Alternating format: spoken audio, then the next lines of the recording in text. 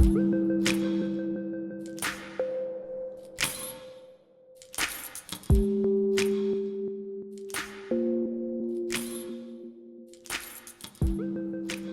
going on, everybody? Welcome back to RC Everyday. So, back again on the shop truck series. This is going to be a tech video. It's not a full build. I don't have enough money right now to keep building shop trucks in every variation that I have there that they're possible to do in. But I had some spare parts, and I've been piecing together a little bit at a time. I wanted to see what it takes to put this on the Blazer. It's been done in our Facebook group already. Little bit changes where things mount. That's really the only difference, and you have to chop the rails down some. From what I'm hearing from the group, you have to chop a little bit on both ends. So this is just going to be a continuation on the kit video series. If you just got a kit, I'd recommend watching the full build of the blue truck back there. That is step by step, every little thing. This one we're going to skip over a lot of that and mainly just talk about the placements of the suspension mounts and all of that on the chassis and how much we've got to cut down. We're going to be using some parts today. We've got some of the Brad Edwards body mounts. These work with the Blazer. See, it's already set up in the Blazer configuration. If it was for the Scottsdale, we'd use that hole back here. And these are just the stock body mounts that come with the Scottsdale body kit. And he actually makes some printed ones of these if you can't find them in stock anywhere, because they have been out. RC4wd does make these in aluminum now. That's a little overkill, I think, for this application. I've got some boom racing wheels. I've been working on these, playing with different back spacing and stuff. So these are meant for this truck. So we're going to play with some of that today as well. As far as the front suspension goes, there's a whole thread in the Facebook group page as far as new other arms that will work with this. Everything was designed around Tamiya TL01, and they share a lot of parts with a lot of different rigs. So it's been a challenge for some people that aren't well versed in Tamiya kits and chassis numbers and things to track down. I honestly, these arms here, I don't know what they're from. This is from a TA02. This is from a FF01, which is the same as a TA02 basically. These arms I have no clue about. The top arms, I think, came off of a parts tree for TL01 maybe. I don't know. But it works. These are it's a little bit different configuration. The TL01 has a shorter arm and a longer spindle. So this, we're getting about the same track width. These are actually a couple millimeters narrower. We're going to get better suspension travel the longer the arms are. So we got to figure out how to configure these to where the shock mounts and stuff clear. Our front arm probably have to move around. And these actually, typically the TL01s, we have to add spacers down here. This actually, I had to grind out the control arm a little bit to fit it on there. And using the stock Tamiya, these are called screw pins. You see this one's a little bit long. Doesn't interfere with anything. We're going to rock it. We could cut it down if we want. These are in a prototype. You can see the production part is made to mount outside the rail. I just used some of these old prototype pieces to play with the geometry. The mounting points and everything are the same, so we don't have to worry about any of that changing on us. Again, I think this one has, I don't know if it's got ball bearings, it's got a big brass bushing in there. This is the same spindle pin thing, drive pin, that is on the TL01. It works on the TA02s, the CC01s. A lot of stuff is interchangeable. So check out the Facebook page if you're looking to cross-reference what other parts will work for the front suspension. There's a lot of different things. The CC01s work, but they are a 4mm pin instead of an M3, and you have to drill out this hole a little bit, which can be kind of dangerous. There's not a lot of material on there. It's designed for an M3, but people are having luck doing that. So if you're comfortable with that type of thing, then that's definitely an option, because there's a lot of CC01 aluminum parts on the market. I don't really care if aluminum or otherwise. The TL01 stuff has been out of stock since we launched the kits, just about everywhere short of China, and waiting for long shipping times and so on and so forth. But anyway, so I've got a set of rails here. You can see they're a little hazy. I just hit them with a wire wheel. They had a little rust on them, and I hit them with a matte clear coat. Again, you're not going to see any of this, and I just need to get something put together to take to events so I can show the versatility of the product and things like that. I've also got a Brad Edwards printed hidden hitch mount, just another extra rear support. I've got my transmission hanger and my motor plate. I do not have another R4 transmission. That's the main thing. Those are about 78 bucks, 82 bucks, somewhere around there. And yeah, I just can't afford those. I've got two rat rods without one still. I've got 3 rat rods with them. I've got 2 shop trucks with one. This one's just not going to get one for a while till we run across a deal on one. I've got the Hobby Park leaf spring set. This is just a generic 4-leaf kit from Amazon. There's a link to those in the item description on the website for the shop truck kit, along with the parts list. I still get asked a lot for the parts list. It is everywhere. It's in the instruction video description. It is in the product description on the website. So there's links to a lot of the basic stuff like this. We're going to try something different with the leaf springs as well. I've seen a lot of guys not putting the front hanger and just putting the leaf straight into the chassis, and that allows to get the pinion angle a little better and make it sit a little lower. And I think we really want to go really low on this one.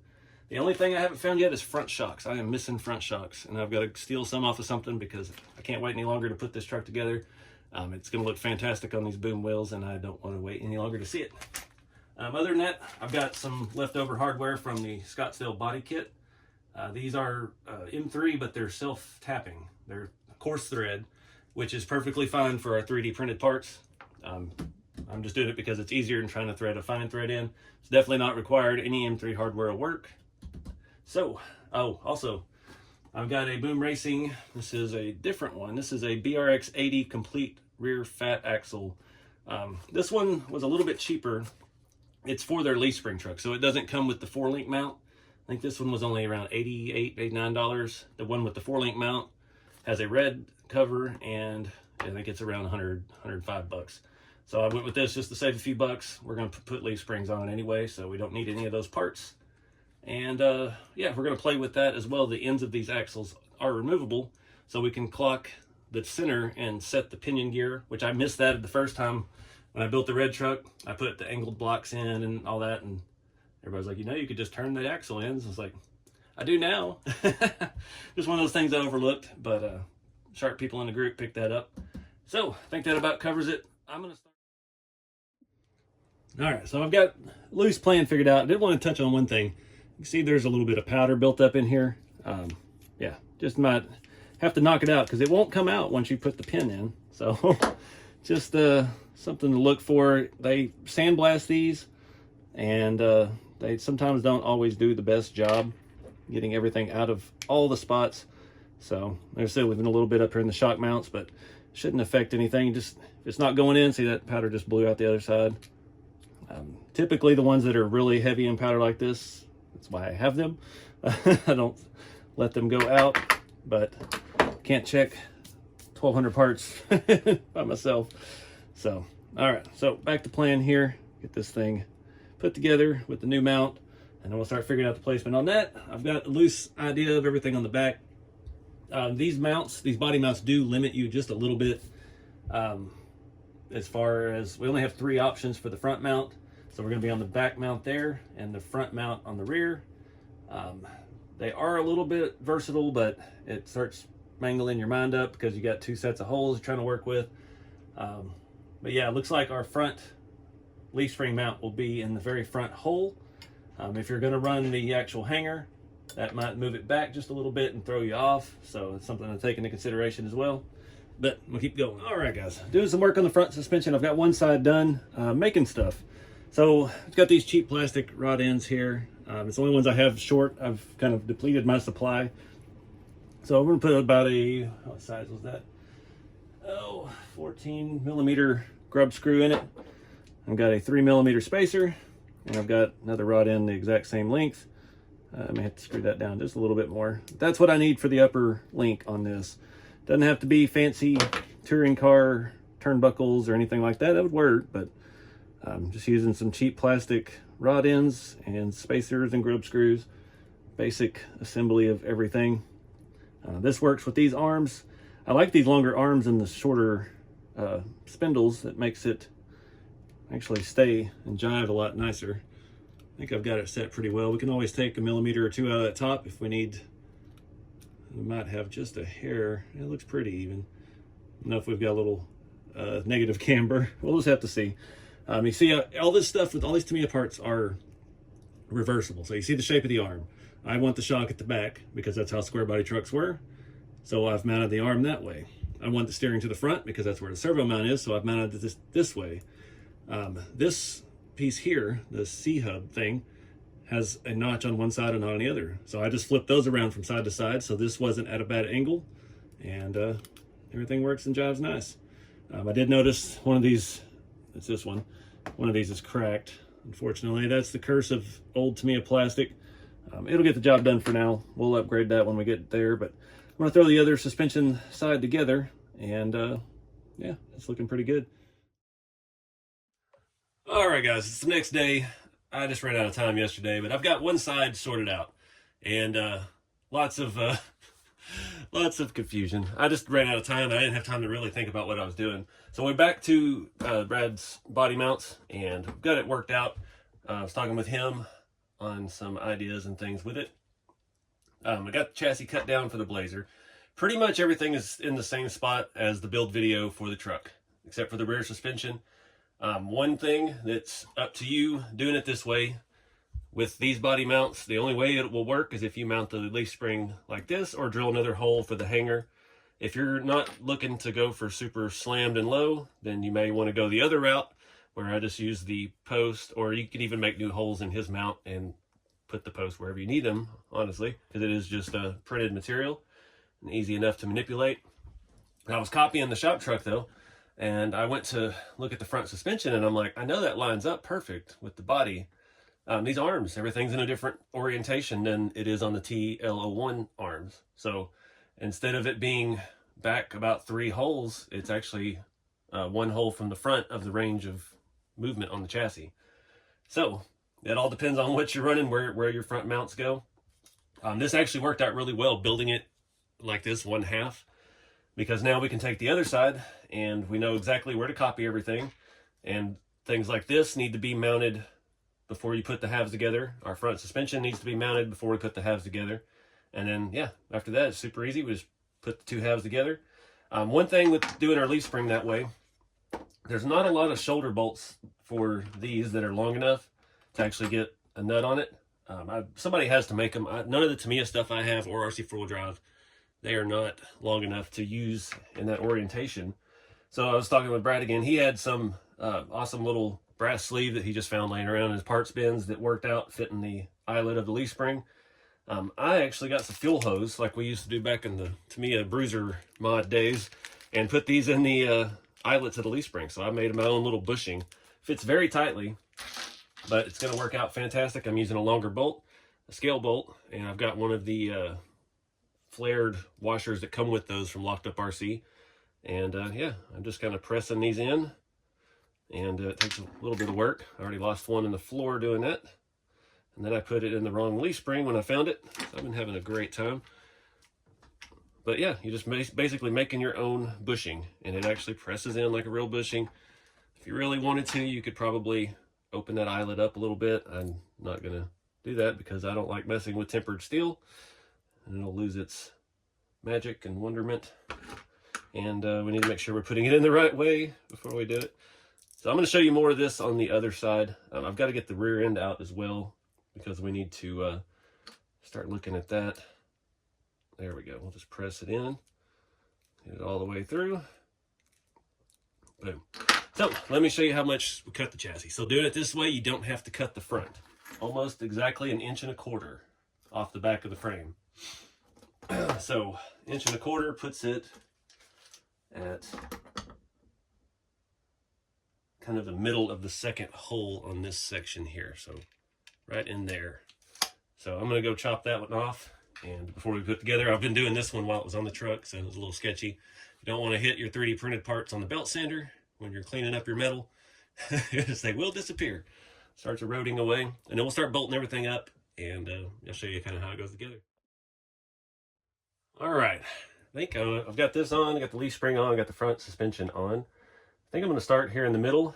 This is going to be the trickiest one because we've got to get in there a little bit. Again, I'm using the RC4 drive leftover screws from the Scottsdale bodies. Self-tapping, they're great for this printed stuff. And yeah, just going to go down the whole line, tighten up all these screws, get the rear shackle mounted, get our rear crossmember in all the way, go from there. All right, guys, I made a steering link just to keep everything straight while we're playing with it. Did have one issue with that, this being different spindles. They don't have quite the reach that the TL01 parts have. So I had to use offset rod ends, otherwise they were hitting the control arms, because these control arms are quite a bit different configuration. So something to think about. Use some 9mm spacers, and that should give us plenty of up travel for now. And yeah, we'll start looking at the rear end. I need to clean up some of this mess first. All right, so something to consider with this, the boom axle has a offset pinion. On the other truck, I put it in the way it's supposed to be in, which is high input. If you put it in the other way, you're going to have to change the rotation of your electronics when you get there. It does make more sense for this to have the low input, and that's going to put a really good angle for our drive line. I don't have a transmission. I have some drive shafts we could use, but that also puts the flat side on the leaf springs. I'm going to do this with no lowering blocks at first. I'm not sure how this is going to set with the way the leaf springs are mounted higher in the front. Again, these boom axles, once we take these screws out, these ends, we can pull them off and turn them, so we can angle that basically any way we need to. We'll just come back and see if we need actual lift blocks. Getting this under here is going to be a bit of a challenge. I didn't think that through this process because it is so low. I think we can sneak it. Yeah, there we go. All right. So I got to pull these bolts out of the leaf springs, try to keep all the leaf springs together. We're just going to do one side at a time and get it mounted up. Oh, where'd it go? All right. So I've got this side, I think, where I want it. Gonna take all the screws out. It's not wanting to. There we go. You gotta get the shaft aligned. I think there we go. No, that's too much. Getting them even is the trick. And this side is very stiff for some reason. I get where the. Come on.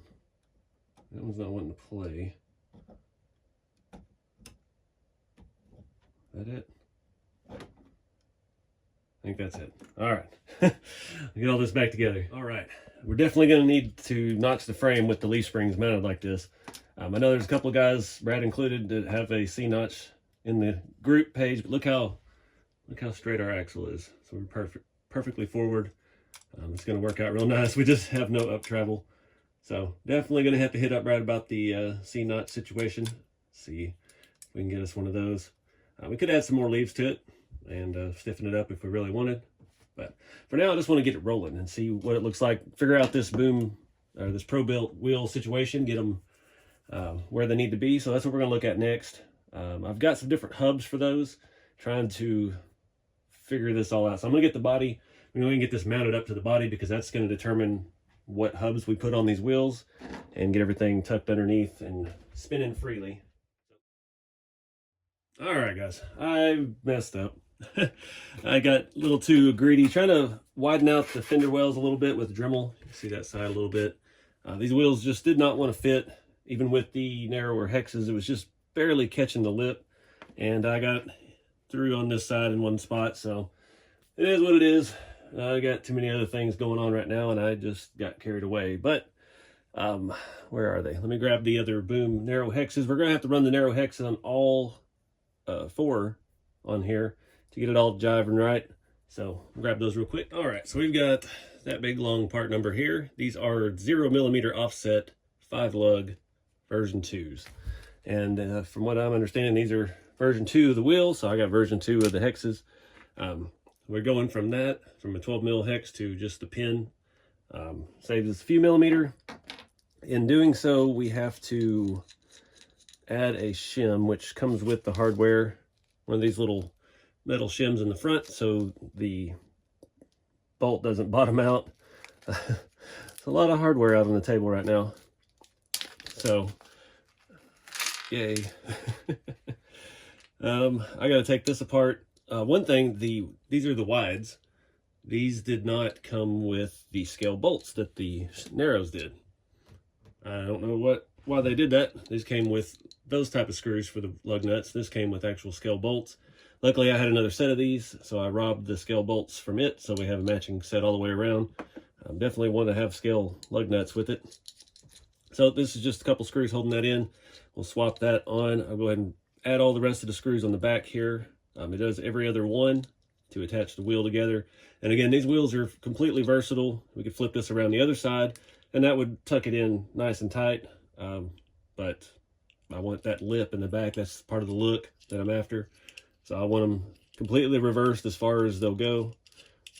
You can buy other lips and things for these too and really get technical with it. It's kind of a neat way to do it, but it's also kind of expensive. So, all right, got that installed and got all the screws in it. It's a great way to have more supply of scale hardware. I think I got my tire facing the wrong direction. That figures. Need it to roll. Yep, I got it on there backwards, so I'm gonna fix that real quick. So it's been one of those days. So I got the pin in here. Try to squeeze this on. Now the key is to get all this together without having the pin fall out. Go ahead and put our spacer in. Are they different thicknesses? They are not. And then wheel nut. Now these have a little adapter. Boom Stuff always has all these tools. Where'd the little adapter go? We can at least get it started with this. This is too deep to fit inside of the center of the wheel, so it has a little sleeve that goes in there. If I can find what I did with it. All right, I just have to get the other one. This stuff just disappears. It's all this shiny paint. It causes stress. All right, and these also have scale caps that screw on over it to hide the wheel nut.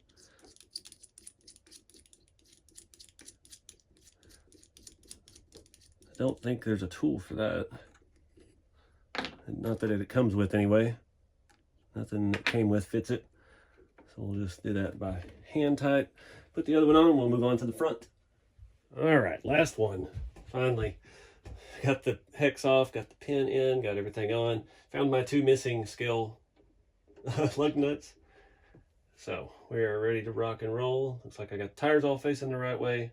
It's a Christmas miracle. We found one more nut. My steering link is a little out of center, so I'm going to have to adjust that to correct the toe out, or toe in. We got a little too much toe out right now.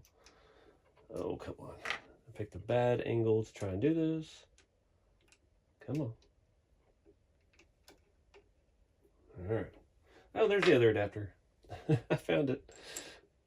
You just got to hold that on real tight so that pin doesn't pop out. Did that on the back one. I got it all the way on and realized I didn't have that spacer and it fell apart. All right. Now we're rocking and rolling. It's a lot of work. And again, this one's going to set different because of the different arms and front suspension. I have almost a full set of TLO1 stuff, but not the few main pieces I was missing. So that's why we went this route. I got to correct that toe in. We'll finally flip this thing over and see how it looks. I'm anxious to see it. All right, guys. Still got a few bugs to work out, but it looks pretty awesome. The main issue is the way we did the rear suspension. Hung the leaf springs up high in the front. It just sets lower, which is great in the grand scheme of things, but we've got to do something with clearance. Step notch, C-notch, something like that. Give a little more axle movement, because right now we don't have much of nothing. If you don't want to do it that way, you can still use the standard old-fashioned body mounts and just move everything up, and you can bolt the leaf spring in like we did on the regular shop truck, so you can get a little more rake to it. Or you can even use these mounts and make a new hole and just shift everything up that way, and there's no wrong way to do it. There's a lot of different ways it can be done. I'm exhausted. I haven't had the patience I needed today for this. The boom wheels look fantastic on there. I love the deep dish in the back. It's just awesome. Definitely going to play with some front suspensions. We still just don't have quite as much space. We are hitting the tire a little bit still. And then we can't really get them any narrower than that. So I think, let me try it on the shop truck with the TLO1 front end and see how that works real quick. And that's going to be a pain in the butt, but we got to see for science to see how that works, see if it gives it enough clearance, so we know if those arms, you won't have any issue with it. All right, things are looking a little better up here with this front end. So yeah, whatever those arms are, I have not recommended. It does still hit at full lock, hit the fender a little bit. Is what it is. It's the price to pay for scale. You got to weigh the options with the wheels and tires. I've got a bunch of other stuff coming we're going to play with. We got to figure out what you're going to use it for. I mean, most of mine are display. I want them to run and drive, but they're going to be display trucks. And yeah, I'm not trying to, you know, go racing with it. So if it looks cool and low, I mean, there's been times in real life where I've had a truck that was low and it rubbed all over the place when I was driving. So anyway, I'm gonna put all this back before I lose this pin because I am running out of pins. All right, one last look at it. Again, what I was talking about, you'd only need to drill a couple holes to keep these mounts, move the entire rail up one hole. So you'd need one more hole back here and everything would work great. And then you could mount your hanger up here where it's supposed to be and get that lift you need in the rear. And you could reset your pinion and all of that.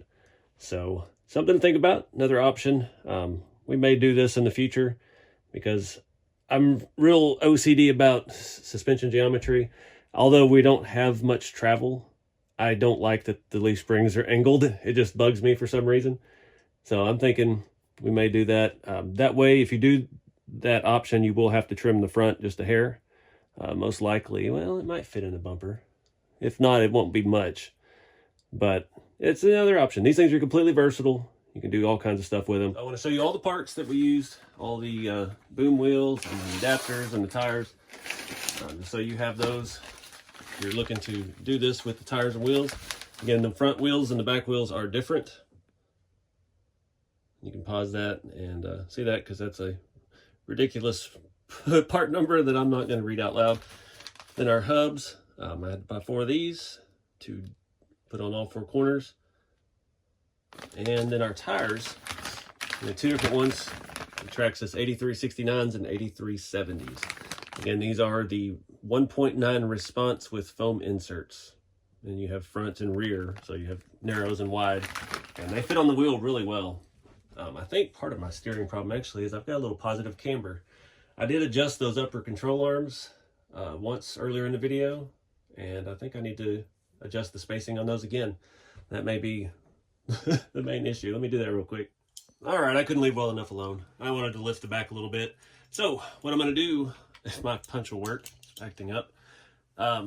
Since these are standard holes, I'm going to drill a hole in the middle. That'll put us right where we need to be.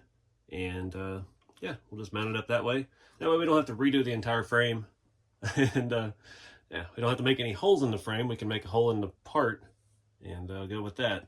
So let me see if I can get this to mark this hole for me. It's acting. There we go.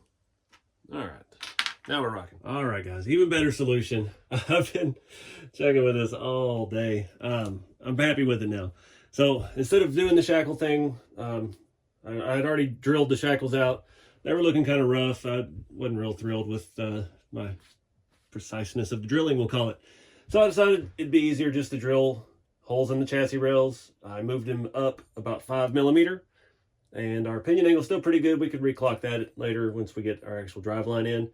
But we've got a little bit more travel back here, and the wheels have a little more room to move up in the body. So let's flip it over and see what it looks like. You can see in there, I just measured 5 millimeters straight down and bolted them in. So we still needed to clearance the inside of the fenders for these wheels just to keep that deep lip. It is what it is. All right, that's the look right there. I dig it. Everything's jiving good. We've got suspension travel. We got suspension travel in the front. I did reduce the front upper amounts and increase the camber just a little bit. It's still going to rub at full lock. It is what it is. I don't even know right now. I don't even have any micro servos. Yeah, the Blue Truck on that cheap off-brand servo, it is not even reaching full lock, so it may or may not be a problem. These Traxxas tires look a little meatier than some of the 1.9s, that other 1.9s that I've had. So I think that really helps fill it out for being a 1.9. Still, the Traxxas hot rod wheels back there are, I think, the best fit. They have the right offset with the narrow axle on the back. Everything just goes together and it looks spot on. I just wish there was some more options in those. Those are 2.1s, I think. Traxxas says that's oddball stuff, but it is what it is. There's a will and a way to do anything. So we got this jobbing right with the mounts without having to cut the front of the chassis, and got the stance where I'm happy with it. So yeah, I'm exhausted. This is gonna be a terrible video to edit because I've been all over the place bouncing around from idea to idea. But I did want to tell you again, for the Blazer, this is how much of the rear of the frame we cut off. It's almost exactly 1.25 inches. This doesn't have a whole lot of slack in the end, so it's pretty much 1.25 inches. And that's the magic number. That still clears the tailgate, allows it to open. And what is on the back here? Sticky stuff. Awesome. Oh man, that looks good. So at least now it's a roller, and I can take it to events and show people Blazer is doable on it. And I just did the bumpers on kind of partly because I forgot to put them on earlier. But yeah, definitely gonna wrap this video up here for now. I appreciate you guys watching. Check out rceveryday.com for these shop truck kits, and our Facebook group has lots of information as to what all will fit and what won't, and what works and what doesn't. And it's growing every day, and everybody's finding out new things every day. So get out there and do something fun with the hobby. Keep it scale, and I'll see you next time.